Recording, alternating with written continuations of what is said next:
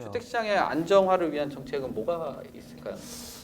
실은 이제 시장에 많은 또 우리 국내에도 뭐 저명한 분들도 많이 계시고요. 그래서 시장을 안정시킬 수 있는 방안들에 대해서는 뭐 지금까지 아무런 이야기가 없었던 것은 아니죠. 굉장히 많이 나왔고 또 이번 정부가 25번이 넘는 대책이라는 것도 결국은 시장을 안정시키기 위한 그런 이름을 달고 나왔었거든요.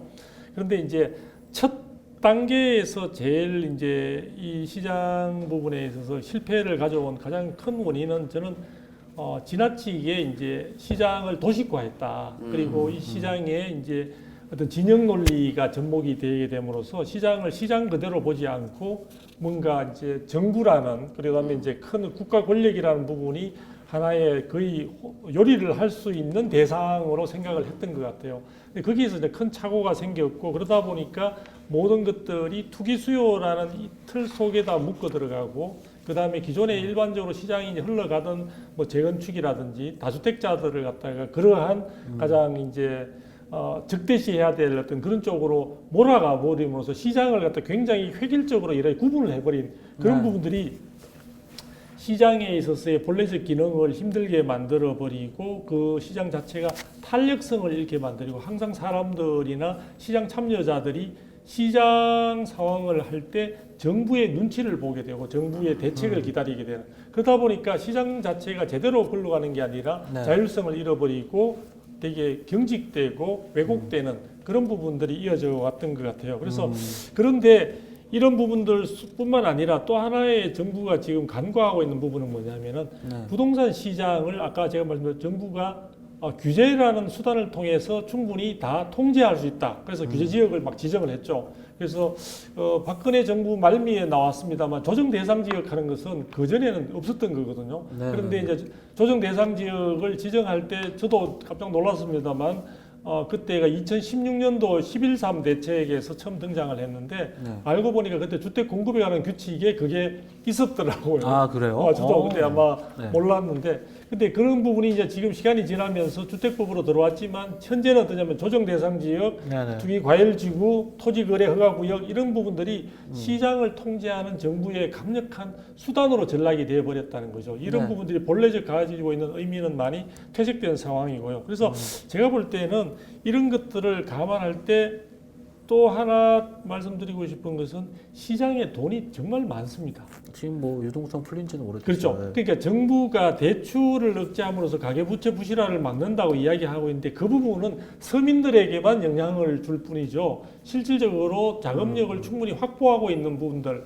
어떤 뭐 현금 부자라 이야기하기도 하고 우리가 금수저라는 이름으로 이야기하기도 그런 쪽에는 영향력을 주지 못하는데 그러한 착각 속에서 빠져나오지 못하고 있다 보니까 안정을 위한 어떤 대책들이 나왔는데 불구하고 제대로 성과를 못 거뒀습니다. 그래서 결론적으로는 앞으로 안정이 되려면은 저는 기본적으로 시장경제 원리가 작동하는 쪽으로 가야 된다. 다만 여기서 시장경제 원리가 작동한다는 것은 그대로 시장을 방임한다는 의미는 아니고요.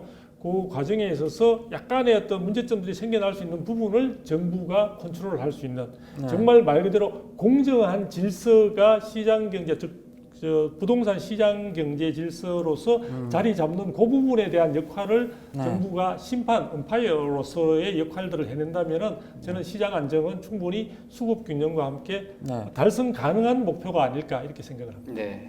지금 질문에도 둔촌 주거만 풀렸어도라는 말씀도 해주시고 맞습니다. 지금 그러니까요. 화면에서도 음마 아파트가 나와 있는데 이 서울시 도심안에서 어떤 그 공급을 할 수 있는 방안들이 재건축이 역시나 이슈가 될 것으로 보여지는데 이 부분은 어떻게 보시나요? 그 재건축. 그러니까 재건축과 관련해서는 지금 저는 가장 크게 맡고 있는 부분들이 이제 재건축 초과이익 환수제 부분하고 저는 분양가 상한제라고 생각을 하거든요. 그래서 이제 그 본래 취지는 저는 뭐 나쁘지 않다고 보는데 문제는 그 제도가 제도 본래의 목적을 이미 상실했다고 보고 있고요. 특히 분양가 상한제 같은 경우에 있어서는 말 그대로 로또 청약이라는 정말 그런 구간 났고 그 당첨된 사람들한테만 모든 이익들이 독식되는 승자 독식의 어떤 그런 구조를 보여줬기 때문에 저는 그거에 사실은 무주택자 서민들을 위한 분양가 상한제가 제대로 저는 작동하고 있지 않다고 봅니다. 그런데 이 분양가 상한제 부분을 또 피하기 위해서 그동안 이 정부가 강조했던 후분양제 부분도 사실은 그걸 선택하려는 또 조합원들의 굉장히 네네. 어떤 어려운 결단도 있는 경우 단지들이 늘어났는데 그 부분을 보고는 또 갑자기 후분양을 하더라도 네. 사실은 분양가 상한제를 적용하겠다. 자, 이 분양가 상한제가 가지고 있는 부분은 뭐냐면 정부가 결국은 가격 부분에 통제를 하겠다는 것이고요. 네. 후분양인 경우에는 자기가 완성된 물건을 가지고 시장에 내가 주택을 매각하는데 네. 기존 주택을 매각할 때 그 매매가를 호가, 매도 호가를 정부의 통제를 받습니까? 받지 않거든요. 그렇죠. 그런데 후분양인 경우에 그걸 갖다가 통제를 하겠다고 할 정도로 정부가 정책 부분에 일관성도 없는 상황이 그래서 그런 부분에서 본다면은 재건축 시장 자체가 현재 안전진단 기준도 정말 지금 어려운 상황이 되어 적정성 검토라는 절차 때문에 네네네. 거의 다 지금 이 정부 들어와서 제대로 통과된 데는 서너 군데밖에 되지 않는 상황이지 않습니까? 네. 그래서 지금 그 시장 자체가 현재로서는 대단히 어려운 상황이다. 그런데 다음 정부에서는 저는 충분히 네. 어느 정도 규제 부분이 완화될 수 있는 가능성에 저는 좀 무게를 두고 있습니다. 그 부분은 이미 서울시장으로 된 오세훈 시장이 아직까지 만족할 만한 결과는 아니지만 그 규제 완화 부분을 향해서 굉장히 노력을 하고 있으니까 네네. 그런 부분에서 저는 의미 있는 결과로 이어질 수 있다고 보기 때문에 재건축 시장 자체가 앞으로 도심의 공급을 확충하는 역할뿐만 아니라 시장 전망 자체도 저는 나쁘지 않다 이런 쪽으로 보고 있습니다. 네, 지금 아, 댓글에서 지금 난리가 네. 났네요. 지금 화면에도 오세훈 시장이 나오고 있는데 이게 하도 가격 규제가 많다 보니까 그렇죠. 최근에 재건축 단지 보니까 시통기획 이런 것들이 네. 속도 내고 싶어가지고 그렇죠. 최근에 네. 음마 아파트 완전 핫했잖아요. 네. 신동기획 신청하셔가지고. 그리고 또 재개발 지역들 지금 네. 이렇게 뭐 유력한 몇몇 후보들 있는데 뭐 그 분 중에 한 분인 뭐 네. 같은 또 소속이시니까 아, 그렇죠. 네, 이렇게 잘 돌아다니시고